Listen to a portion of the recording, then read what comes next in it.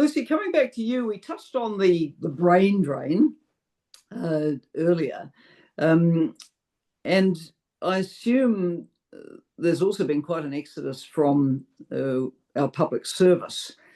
How can we look at rebuilding that and make sure that the best and brightest talent would want to go into a public service career? I can say again, as a long-time politician, you rely so much on a talented public servant. If you don't have that, you struggle as a government. You shouldn't be getting your public policy from the big firms, the McKinseys, the Deloittes, the whatever. They may have their place somewhere, but it seems to me that with a debilitated public service, we run the risk of running from consultancy to consultancy, contract to contract, and not having continuity of policy. Would you like to say anything about that based on your long experience in public service? Thanks, Helen. I totally agree. We do need a strong public service, and you're right. It's a real bugbear of mine, the way as the political pendulum shifts, we go from a trend of hiring consultancies and losing the core employees in the public service, and then we swing back in the other direction. And my observation over the last 20 years or so has been often we go too far in either direction each time we do it. It's a real problem, and people are burned and lost every time we go into a slash and burn environment. I just want to say I've been really proud to be part of a lean and talented Kiwi public service. People often say to me, government's doing this and government's doing that. And I say to them, public servants are just everyday people, mums and dads, young people, older people who are working every day to get good policies, good programs and good services out for New Zealanders. And I don't think our public service is bloated. Stephen will remember, as a diplomat, we famously go offshore with tiny delegations. Our people do the job of maybe 10 people in an American or a European country's delegation. Often they don't even know their own people from different departments because their bureaucracies are so enormous. Kiwis, they work on the smell of an oily rag as public servants, and they do a very good job. So there's my shout out for the public service. Back to your actual point, Helen. It's under the pump right now. People are losing their jobs. They can't get their foot on the ladder if they're a young person wanting to go in. And it's ironic because we need good people more than ever.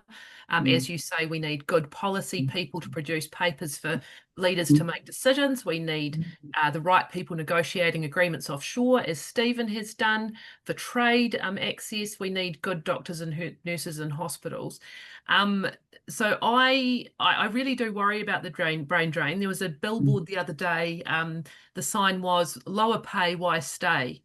And I mean, that's really persuasive. If you're a young person who can't buy a house, or you can't afford the rent, or your family can't afford its mortgage, that really is meaningful as an argument for moving offshore, moving to Oz, wherever else.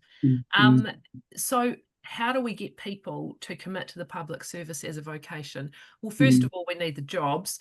So hopefully the pendulum will shift somewhat back where we're in a hiring position, because the problem is if we scare everyone away now and we move back into a tight labour market, and I can recall hiring in a tight public service labour market, you simply don't have the talented people to choose from to do your jobs and get your jobs done and get your papers up to ministers. So we need better pathways for people to get into the public service. We need better outreach in universities. Down in the south, growing up in the south, I can say most of us have no contact with core public service policy careers. We need people in universities and in schools promoting those careers. There are opportunities for young Kiwis. They don't need to go overseas. They can go to Wellington. If they're an environmental science graduate, there might be a job with DOC. They just don't see those careers out in the region. So I'm quite passionate about that. We need more outreach to talent for internships. Public Service Commission's doing a great job with that at the right now, actually, advertising internships for government ministries. And once we get them, this is what I'm really passionate about, particularly about the way we treat people in the public service and in workplaces generally, give people opportunities to grow and enjoy their work. And, you know, in our global health diplomacy team and formerly in MFAT in our teams, we would try and get talented young people out early on delegations offshore, give them an opportunity to get a passion for the work. They work really hard and they by and large did a very good job, but we can't always pay the most, but we can give opportunities. And I just want to finish on that point, Helen, that you remarked on earlier about packaging New Zealand as a place to stay. We as a country, we're just not a culture where we're going to salute a flag in the morning when we get to school or go to our workplace. We just, that's not the Kiwi way, I don't think, for whichever way you think of that. But we can be proud of being New Zealanders. Most public servants I talk to, and indeed me myself, a core driver of a job in the public service is delivering for New Zealanders' outcomes. And I think we need to make more of that. And I think we need to sell that and make that something to be proud of.